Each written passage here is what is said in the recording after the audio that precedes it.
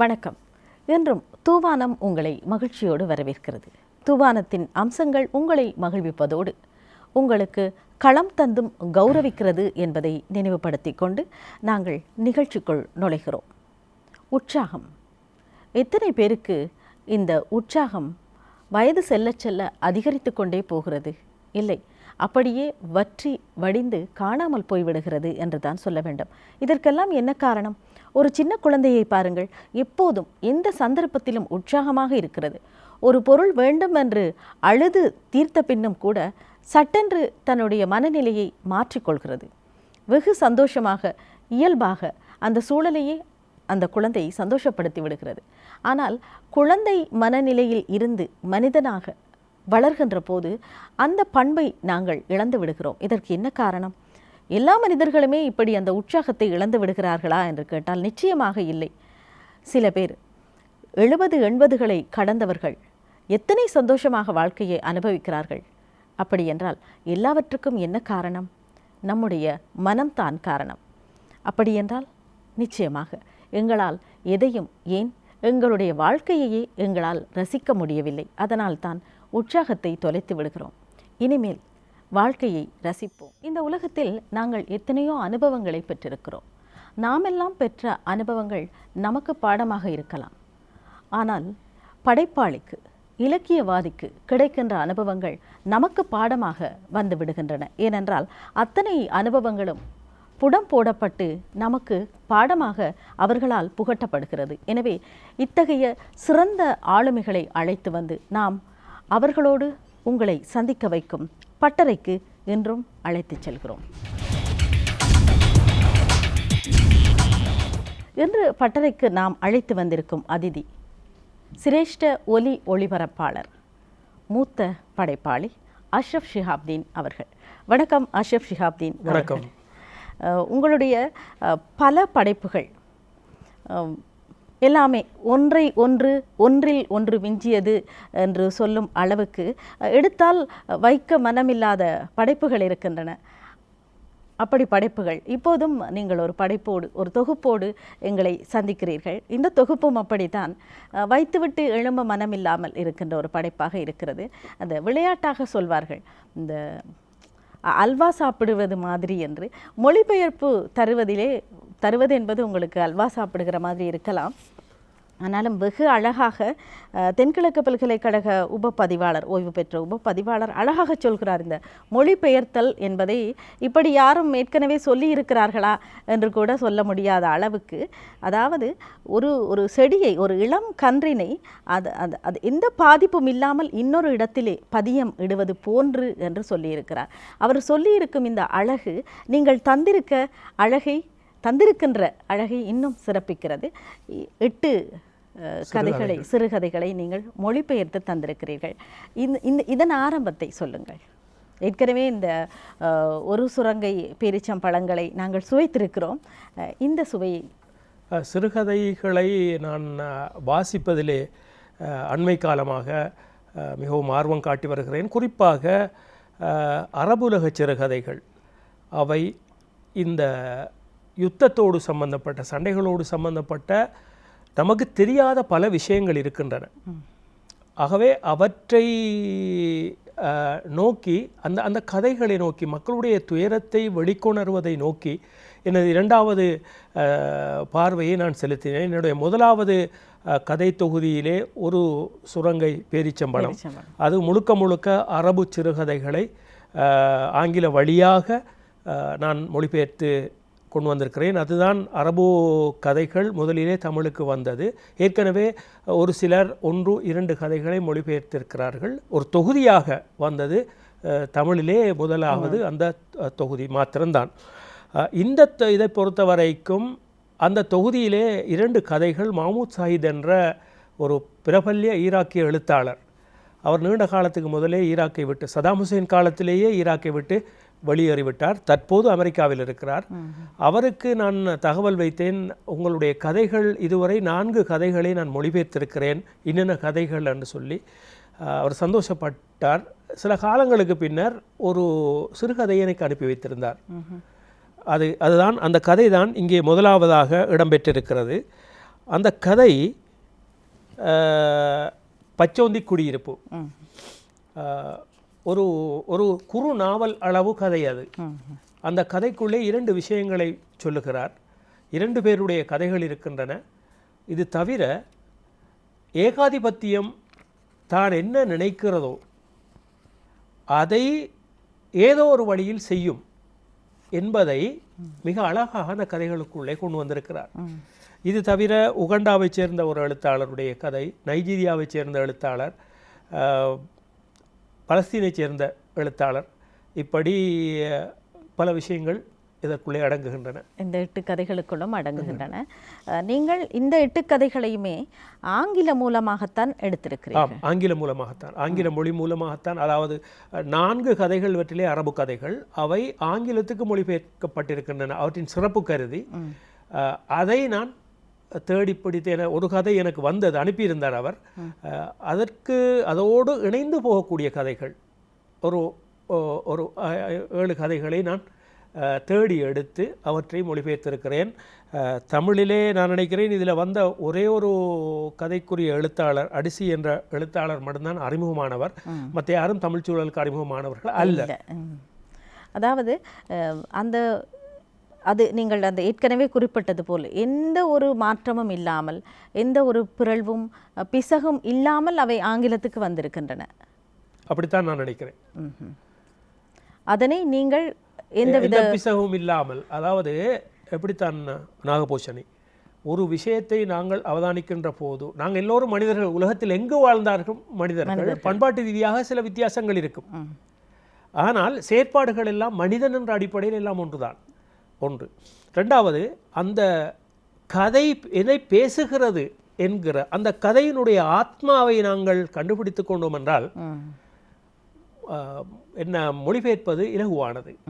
ஆனால் அதற்குரிய சரியான சொற்களை கண்டடைய வேண்டும். அதற்கு அது எல்லோராலும் செய்ய முடியாது என்று சொல்லுகிறார்கள். உண்மையாக இருக்கலாம். நமக்கு கொஞ்சம் அனுபவம் இருக்க வேண்டும். வாசிப்போடு எழுத்தோடு ஒரு ஒரு ஒரு இலக்கிய அனுபவம் இருந்தால் தான் அது சாத்தியப்படும். சாதாரணமான ஒருவருக்கு கொடுத்தால் ஒரு ஆவணத்தை மொழிபெயர்ப்பது போல மொழிபெயர்த்து விடுவார்கள். அப்போ கோர்ட்டிலே, நீதிமன்றத்திலே உள்ள ஆவணத்தை எழுதுவது, உறுதி எழுதுவதற்கெல்லாம் ஒரு பாஷை இருக்கின்றன. அப்போ இலக்கியத்துக்குரிய பாஷையில் தான் நாம் அந்த இலக்கியத்தை கொண்டு வர வேண்டும். சுவை கருதி அதை மிகப்படுத்தியோ அல்லது திரிபு செய்தோ தருவது பற்றி என்னை பொறுத்த வரைக்கும் நான் அப்படி எதுவுமே செய்யவில்லை. இல்லை, மேலதிகமாக அந்த கதாசிரியர் சொல்லாத எந்த ஒரு வார்த்தையையும் நான் பயன்படுத்தவில்லை. அதேவேளை அவர்கள் சொன்னதை நான் குறைக்கவும் இல்லை. எதை சொல்லி இருக்கிறார்களோ அதை அப்படியே கையாண்டிருக்கிறேன். ஏனென்றால் இந்த எழுத்தாளர்கள் எல்லாம் மிகவும் அனுபவம் பெற்றவர்கள். இப்போ இதில் இருக்கின்ற சிலர் கேன் பரிசு அப்படியெல்லாம் பெரிய பெரிய விருதுகளுக்கு சிபாரிசு செய்யப்பட்டவர்கள். லாங் லிஸ்ட், ஷார்ட் லிஸ்ட் என்று 2 வகை இருக்கிறது. முதலிலே போட்டிகளுக்கு அனுப்பினால் ஒரு லாங் லிஸ்ட் தயாரிப்பார்கள். அதாவது வந்தவற்றிலிருந்து முதல் தெரிவு. 100 கதைகள் வந்தால் முதலிலே 50 கதைகளை அல்ல 25 கதைகளை தெரிவு செய்வார்கள். அதற்கு சொல்லுவது லாங் லிஸ்ட். அந்த லாங் லிஸ்டிலிருந்து ஒரு ஷார்ட் லிஸ்ட் எடுப்பார்கள்.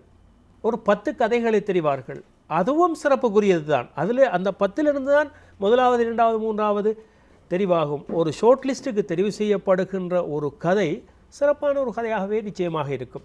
வந்தவற்றில் சிறந்ததைத்தான் பரிசு கொடுப்பார்கள். வந்தவற்றில் சிறந்தவை. அப்போ ஏற்கனவே அந்த 10 கதைகளும் சிறந்த கதைகளாகத்தான் நிச்சயமாக இருக்கும். அப்படியான கதைகளும் இதற்குள்ளே அடங்குகிறது. அதாவது நீங்கள் அந்த பாத்திர படைப்புகள் சொல்லப்பட்டதை சொன்ன மாதிரியே தந்திருக்கிறீர்கள். அதே விஷயத்தை நமது தமிழில் எப்படி நாம் உணர்வோமோ, அரபியிலே பேசுவதை ஆங்கிலத்தில் தந்திருக்கிறார்கள். அவர்கள் எப்படி அவர்களுடைய மொழியில் பேசுகிறார்களோ அதை நம்முடைய மொழியில் நாம் வெளிப்படுத்த வேண்டும். அதே உணர்வை அப்படி வெளிப்படுத்துகின்ற போது அந்த கதை பாதிப்பை ஏற்படுத்தும், வெற்றியை தரும். நிச்சயமாக பாதிப்பை ஏற்படுத்தும் தான். ஆனால் ஒரு பிரதேசத்தை பொறுத்தவரை, இப்போ நம்முடைய நாட்டை எடுத்துக்கொண்டால் யாழ் பிரதேசம், மலையக பிரதேசம், கிழக்கு என்று சொல்லுகின்ற போது அந்தந்த பிரதேசத்தைச் சேர்ந்தவர் தன்னுடைய உணர்வை வெளிப்படுத்தும் போது இருக்கின்ற அந்த அந்த ஈர்ப்பு மற்றவர்கள் இன்னொரு பிரதேசத்தை பற்றி எழுதுகின்ற போது அந்த உணர்வுகளை வெளிப்படுத்துகின்ற போது இருக்காது என்று கூறப்படுகிறது. அப்படியான ஒரு குறைபாட்டை நாங்கள் மொழிபெயர்ப்பிலே அந்த அந்த முதலில் அந்த கதையை எழுதுபவர் அந்த சூழலை வர்ணிப்பார் பாருங்கள். அந்த நாடு, அந்த சூழல், எதற்காக இந்த கதை சொல்லப்படுகிறது என்கிற விஷயம் எல்லாம் அந்த கதைகளுக்கு ஊடுபாவாக வந்து கொண்டே இருக்கும். ஆகவே எங்களுக்கு இப்பொழுது கொழும்பிலே இருக்கின்ற ஒருவர், யாழ்ப்பாணத்தைச் சேர்ந்த ஒருவர் எழுதப்பட்ட கதையை புரிந்து கொள்வதில் எந்த சிரமமும் இல்லை. உணர்வுகள் ஒன்றுதான். ஆகவே அந்த அந்த பின்னணியை அப்படியே விளக்கி கொண்டுதான் வருவார்கள் கதையிலே. எனவே நாங்கள் அந்த இயல்புக்கு மனித இயல்போடு நாம் பொருந்தி போவோம். நம்முடைய மொழியில் இந்த விஷயம் நம்முடைய நாட்டிலே நடந்திருந்தால் இப்படி இருக்கும். அதே மாதிரியான ஒரு உணர்வை ஏற்படுத்தக்கூடிய வகையிலே அந்த மொழிபெயர்ப்பை செய்துவிட்டால் பிரச்சனையே இல்லை. எல்லாம் மொழி கையாளலில் இருக்கிறது என்று நான் நினைக்கிறீர்கள். சரி, ஒரு சுரங்கை பேரிச்சம்பழங்கள் தந்தீர்கள், அதுவும் மொழிபெயர்ப்பு கதைகள் தான், சிறுகதைகள் தான். அதிலிருந்து இது எந்த அளவுக்கு வேறுபட்டிருக்கிறது? என்ன மாதிரியான உத்திகளை நீங்கள் இதிலே கையாண்டிருக்கிறீர்கள்? அந்த கதைகள் பொதுவாக எல்லாமே பொதுவான விஷயங்கள் அதில் இருக்கிறது. உண்மையிலேயே சத்தாம் ஹுசேனை பற்றிய 2 கதைகள் அதில் இருக்கின்றன. அவருடைய ஆட்சி காலத்தில் அவர் எப்படி அந்த நாட்டை கட்டி ஆண்டார், இருமுக்கரங்கொண்டு கட்டி ஆண்டார் என்பது. அதே போல் சூடானிலே அந்த அந்த அந்த தலைப்பே அதுதான், ஒரு சுரங்கை பேரிச்சம்பழங்கள். அந்த பேரிச்சம்பழ தோட்டத்தை குத்தகைக்கு எடுத்தவர் அநியாயமாக அதை வைத்துக்கொண்டு அந்த சொந்தக்காரனுக்கு கொஞ்சம் போல கொடுத்துட்டு அவன் திரும்ப திரும்ப அப்பாவி மாதிரி கடன் வாங்கி கொண்டிருக்கிறான். இவர் அதை கொடுத்துட்டு இந்த கிட்டத்தட்ட சொந்தமாகவே அந்த இதை வச்சு கொண்டிருக்கிறார். அப்போ அதைத்தான் அதில் கடைசி நேரத்தில் பறிக்கப்படுகிற ஈச்சம்பழங்களில் கொஞ்சத்தை அந்த பையனுக்கு கொடுக்குறார். அவன் சாப்பிட்டு கொண்டிருக்கும் போது அவனுக்கு இது பொருத்தமாக தெரியவில்லை. இந்த விஷயம் இப்படி இருக்கிறது, சொந்தக்காரனுடைய நிலைமை இப்படி இருக்கிறது பரிதாபமாக. ஆனால் தன்னுடைய தாத்தா இப்படி நடந்து கொள்கிறார் என்ற விஷயத்தை சொல்லுவதற்காக அந்த பையன் ஆற்றங்கரைக்கு ஓடி சென்று தான் திண்ட பேரித்தம்பழங்களை எல்லாம் வாந்தி எடுக்கிறான். மிக அருமையாக சொல்லப்பட்டிருக்கிறது. பண்ணையார் சிஸ்டம் அது நம்முடைய தமிழ் சூழலிலும் கடந்த காலங்களில் இருந்தது, இப்போது தான் இல்லை. இப்போது அதுக்கு வேறு பெயர், இப்போ பொஸ் என்கிற பெயர். அப்போ அந்த காலத்திலே அப்படி இருந்தது. இப்போ அந்த மாதிரியான பொதுவான கதைகள் அதிலே இடம்பெற்றிருக்கின்றன. இது கிட்டத்தட்ட இந்த நூலிலே இருக்கின்ற கதைகள் யுத்தங்களோடும் அந்த யுத்தங்களின் பின்னணியிலே மனிதர்கள் படுகின்ற அவஸ்தைகளையும் இதிலே சொல்லியிருக்கிறேன். உதாரணமாக இதிலே 2வது கதை உவேம் அக்பான் என்ற ஒரு பெண் எழுத்தாளர், உகண்டா எழுத்தாளர் நினைக்கிறேன்,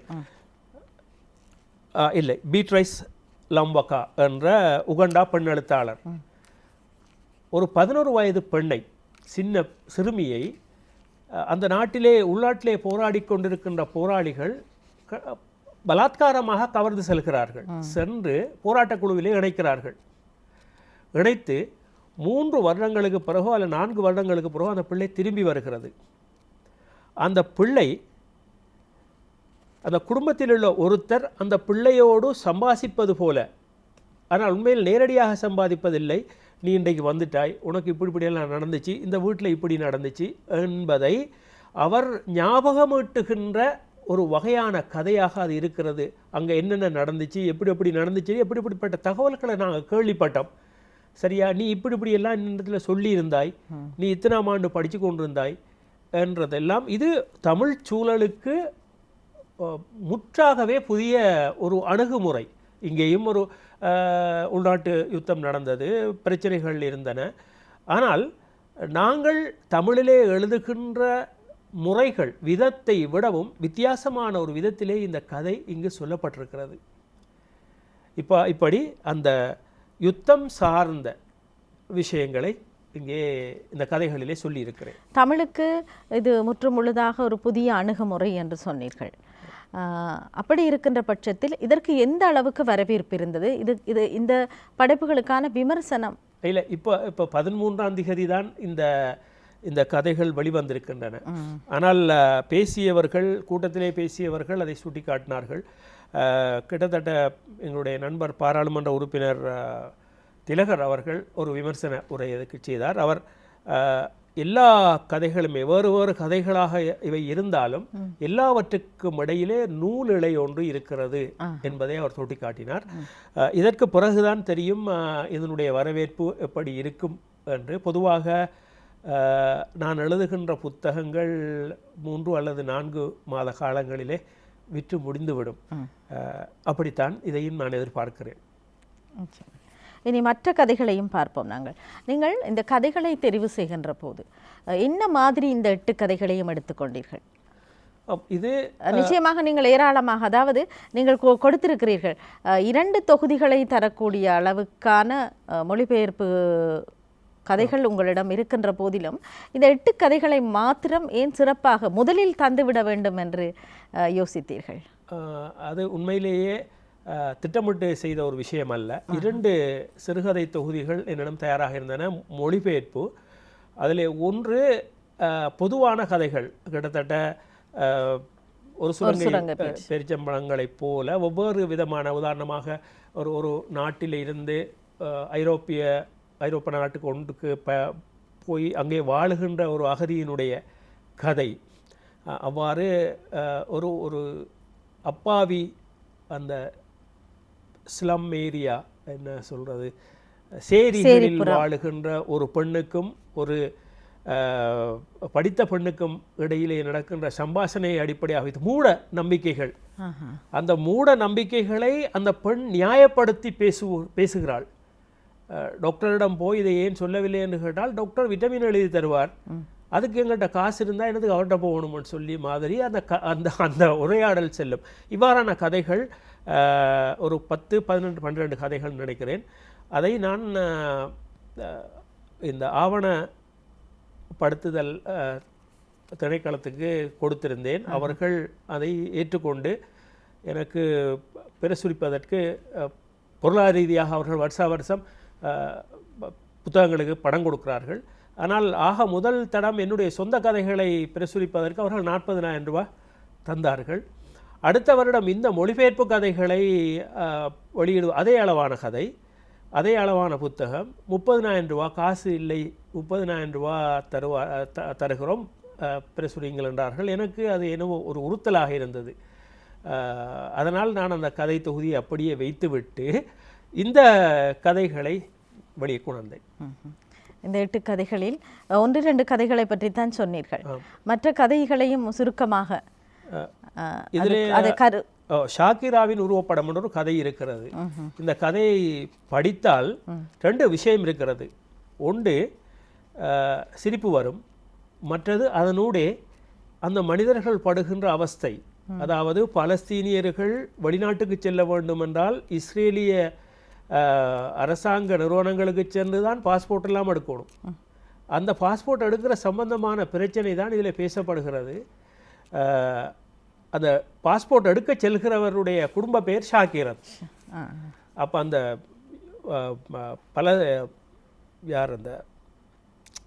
அந்த ஆவணங்களை வழங்குகின்ற அதிகாரி, யூத அதிகாரி கேட்கிறான், ஷாக்கிரத்தா, அப்போ உனக்கு ஷாக்கிராவை தெரியுமா? ஷாக்கிரா என்றால் பாடகி ஷாக்கிரா என்று தெரியுமா என்று கேட்டவுடனே அவர் என்ன சொல்கிறார் என்றால், அவர் எங்களுடைய சொந்தக்காரி. அந்த கதை தான், அதோடு சார்ந்த விஷயங்கள் தான் இந்த கதைக்குள்ளே பேசப்படுற ரொம்ப சுவாரஸ்யமான ஒரு கதை. அது ஷாக்கிராவை தெரியுமா? ஒரு கணம் கூட தாமதிக்காமல் மைத்துனர் சொன்னார், தெரியுமே, எங்களது குடும்பத்து பிள்ளைதான் அவள். அதை வைத்துக்கொண்டு அவர் முயற்சிக்கிறார். தன்னுடைய தந்தைக்கு பாஸ்போர்ட் எடுப்பதற்கு இதை சொல்லியே வேளாமல் போய்விடுகிறது. அப்படி ஒரு செல்வாக்கின் மூலமாக பெற்றுக்கொள்ள முடியுமா என்று அவர் முயற்சிக்கிறாரோ. அதான் அதிலே அந்த பலஸ்தீன மக்களின் துயரம், அவர்கள் ஹஜ்ஜுக்கு போவதற்கு அல்லது பக்கத்து நாட்டுக்கு போவதற்கு ஒரு பயண ஆவணத்தை பெற்றுக்கொள்வது, ஒரு கடவுச்சீட்டை பெற்றுக்கொள்வதற்கு படுகின்ற அவஸ்தைகள் அதிலே சொல்லப்படுகின்றன. அதேபோல் எதிர்காலம் என்ற ஒரு கதை, டெய்சி அல் அமீர் என்ற ஒரு பெண் எழுத்தாளரின் கதை. இது லெபனானிலே யுத்தம் நடந்து கொண்டிருக்கின்ற போது ஒரு ஆடையை வாங்குகிறார். குளிர்காலத்துக்கான ஆடையை ஒரு பெண்மணி வாங்குகிறார். அவரே உழைத்து வாங்கியது. இதை வெளியே தெரிந்தால் அவருடைய வீட்டுக்கு தாராடிப்பார்களாம். அந்த அந்த நாட்டிலே இருக்கின்ற அரசாங்க குழு, போராட்ட குழு, ஐக்கிய நாடுகள் குழு என்று எத்தனையோ வகையான குழுக்கள் போராடி கொண்டிருக்கின்றன.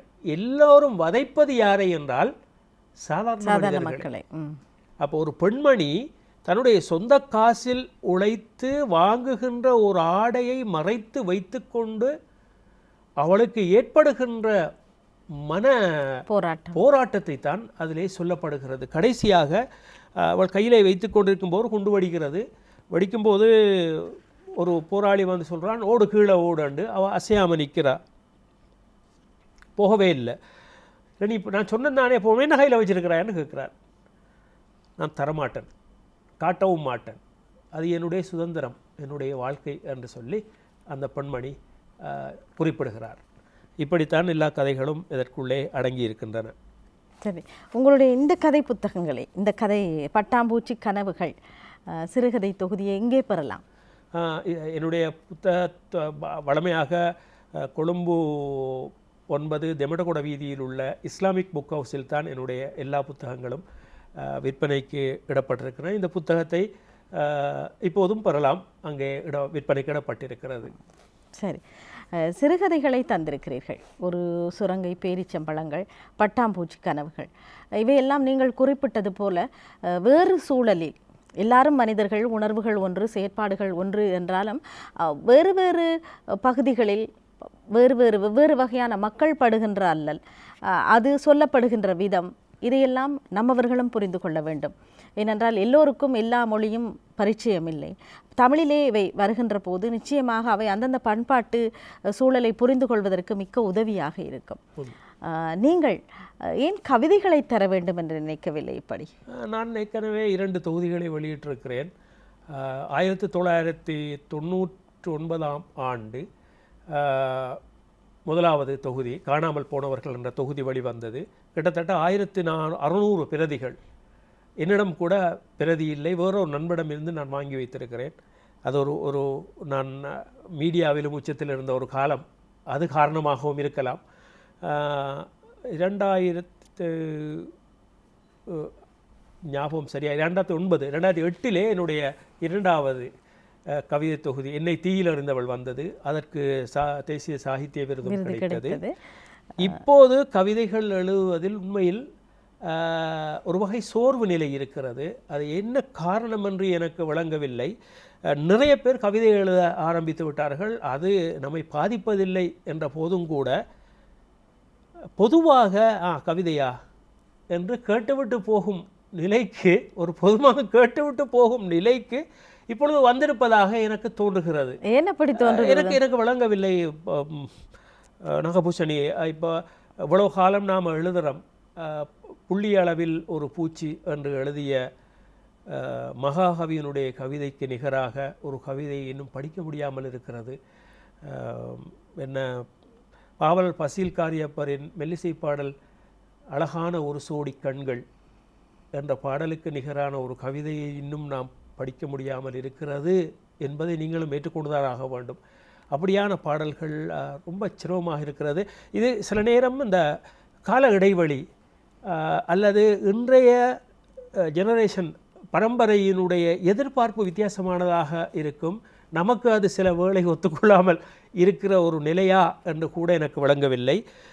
பலாத்காரமாக கவிதையை எழுதுகின்ற ஒரு பண்பு, எதையும் எழுதுகிற ஒரு பண்பு என்னிடம் இல்லை. அப்படித்தான் எழுத வேண்டும் என்றால் நிறைய மரபு கவிதைகளை எழுதலாம். இங்கே மரபு கவிதை எழுதி கொண்டிருக்கின்ற முக்கியமான சிலர் இருக்கிறார்கள். உதாரணமாக கிண்ணி ஆமீர் அலி, பொத்துவிலாஸ்மின், நுணுகலஸ்ரீ, ஆதித்தன் என்ற ஒருத்தர் இருக்கிறார். இவர்கள் தான் எனக்கு முன்னால் இருப்பவர்கள். ஆனால் இவர்கள் கூட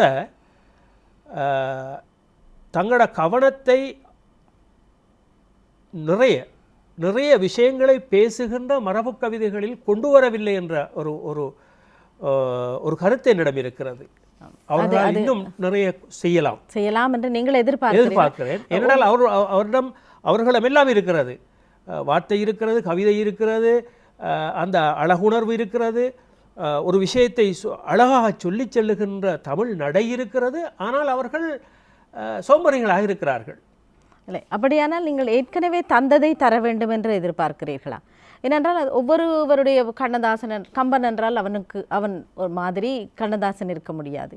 அப்படி எல்லோருமே வேறுபட்டவர்களாகத்தான் இருக்கிறார்கள். இந்த நிலையில் கம்பனை போல் நான் காணவில்லை என்று சொல்வது, கம்பனை போல் காணாமல் இருந்தால் கண்ணதாசனை போனையாவது வரத்தானே போடும் யாராவது.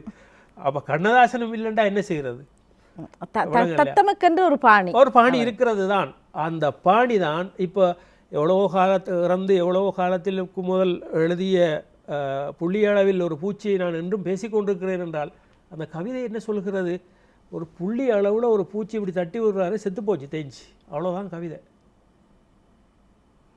இந்த மனதை பாதித்திருக்கிறது. இப்போது நீங்கள் பேசிக்கொண்டிருப்பதை வளர வேண்டும் என்று நினைக்கின்ற எத்தனையோ இளையவர்கள் பார்த்து கொண்டிருக்கிறார்கள். நான் காணவில்லை அப்படி ஒருவரை என்று சொல்லுகின்ற போது உங்களுடைய சொன்ன அந்த வார்த்தை அவர்களுக்குள் ஒரு தாக்கத்தை ஏற்படுத்த வேண்டும் என்றுதான் நினைக்கிறேன். என்றால் 1000 மலர்கள் மலர வேண்டும். புதிய எழுத சக்தி உள்ளவர்கள், கெப்பாசிட்டி உள்ளவர்கள், கொள்ளளவு கொண்டவர்கள் எல்லாம் பெரும்பாலும் நேரத்தை வீணடிக்கிறார்களா அல்லது இதை கைவிட்டு விட்டு இருக்கிறார்களா, இல்லை எனக்கு தேவை என்றால் நான் எழுதி கொள்ளுவேன் என்று இருக்கிறார்களா என்று எனக்கு தெரியவில்லை. அவர்கள் இறங்கி நிறைய விஷயங்கள் இருக்கின்றன பாடுவதற்கு, அவற்றை அழகாக அவர்கள் எழுதலாம். அப்படியானவர்கள் எழுதும்போது எனக்கு ஏனோ தெரியவில்லை, கவிதையில் இருந்த ஆர்வம் மாறி இப்பொழுது மொழிபெயர்ப்பில் தான் வந்து அந்த மொழிபெயர்ப்பை தான் கேட்கிறோம். நீங்கள் ஏன் இது மாதிரியான கவிதைகளை மொழிபெயர்த்து தரக்கூடாது? மொழிபெயர்த்து வைத்திருக்கிறேன், மொழிபெயர்த்து கொண்டும் இருக்கிறேன்.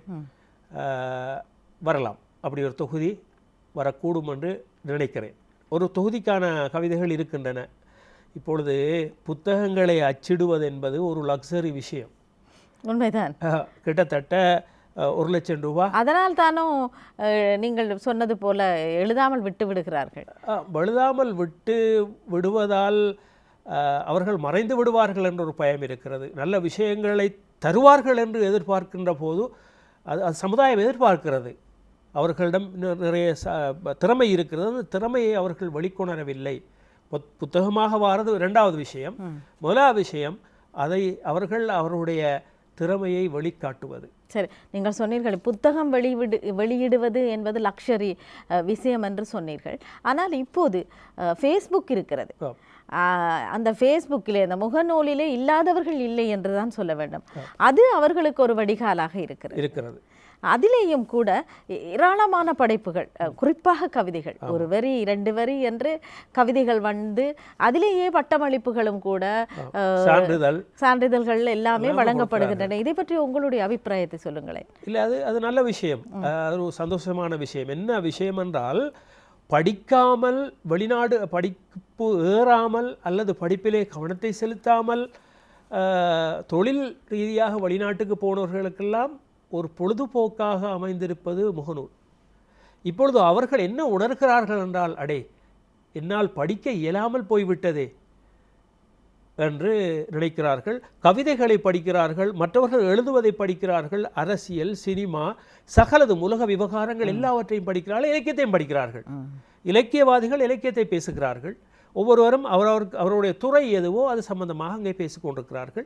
ஆகவே இதையெல்லாம் அவர் படிக்கிறார்கள். படித்து அவற்றைப் போல தாமும் எழுதி பார்க்க முயற்சிக்கிறார்கள். இப்படித்தான் எல்லா கவிஞர்களும் உருவானார்கள்.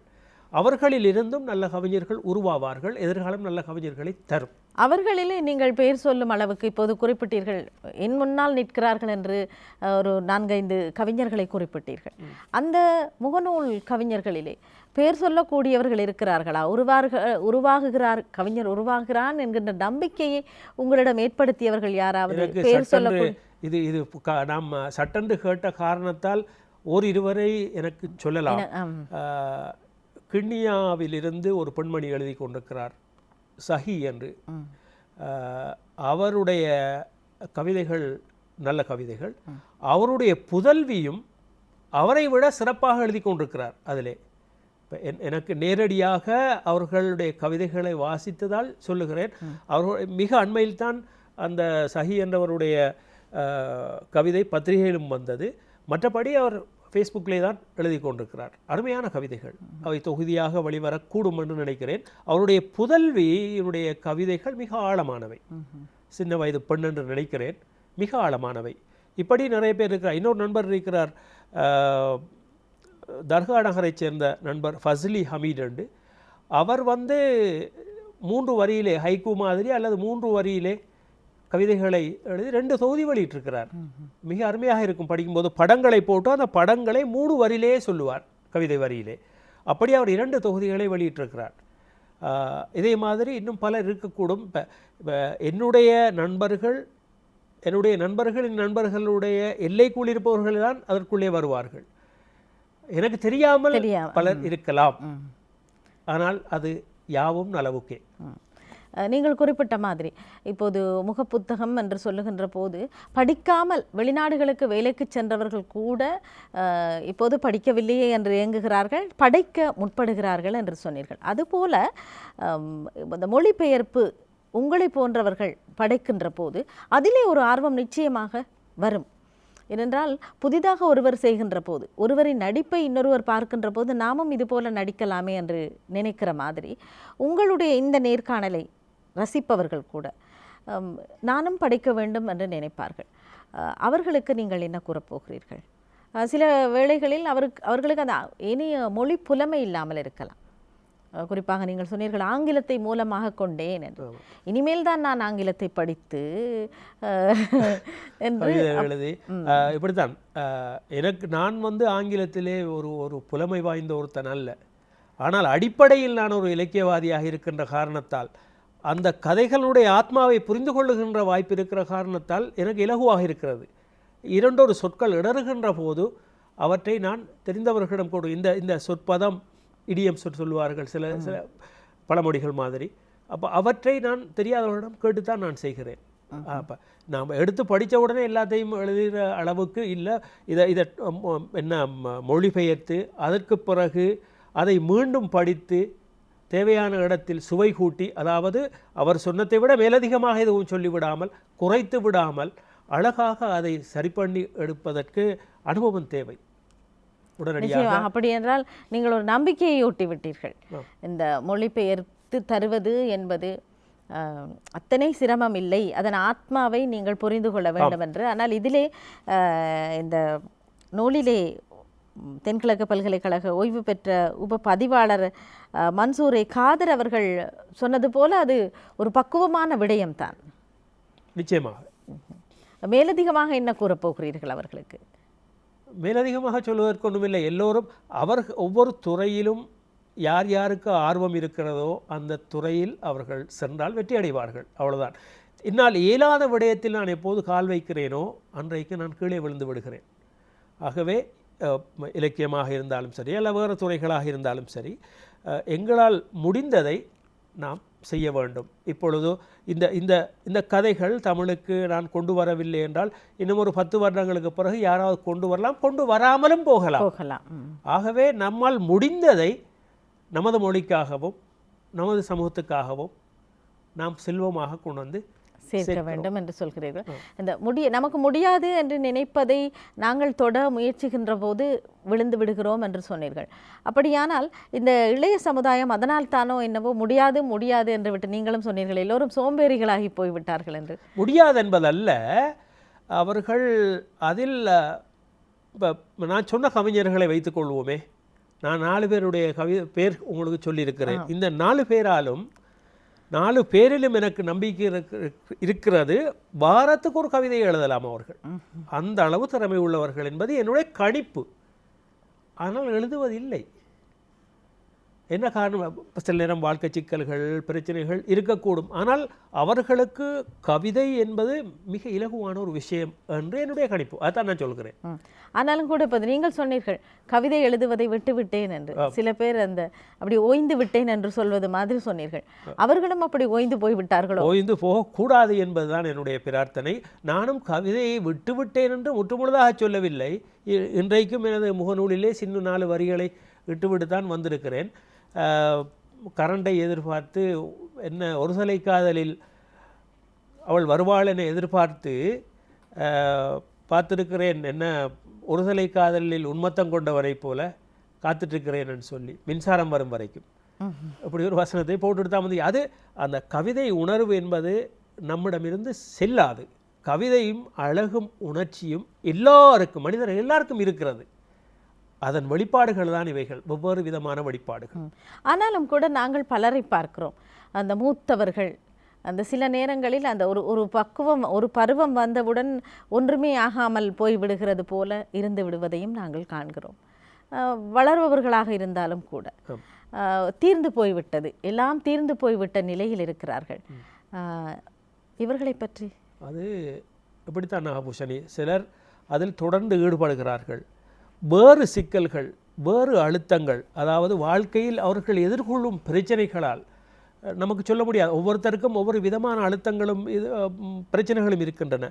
சில நேரம் அதன் காரணமாக இவற்றையெல்லாம் தூக்கி எறிந்துவிட்டு போய்விடுவோர்கள் நிறைய பேர் இருக்கிறார்கள். அப்படி இடைவெளியிலே விட்டுட்டு போன பல திறமைசாலிகள் அமர்ந்து போனார்கள்.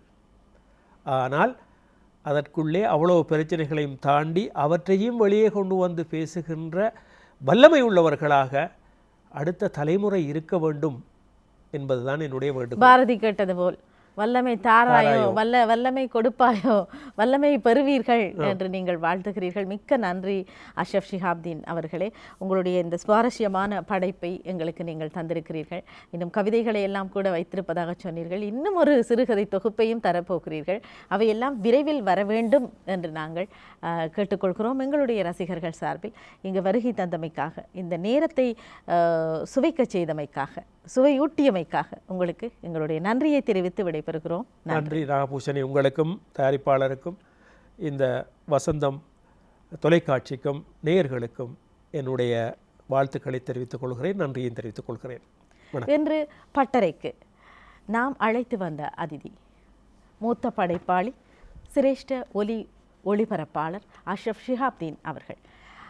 அதிதியை வழி அனுப்பி வைத்துவிட்டு நாங்களும் உங்களிடமிருந்து விடைபெறுகிறோம். மீண்டும் சந்திப்போம். நன்றி, வணக்கம்.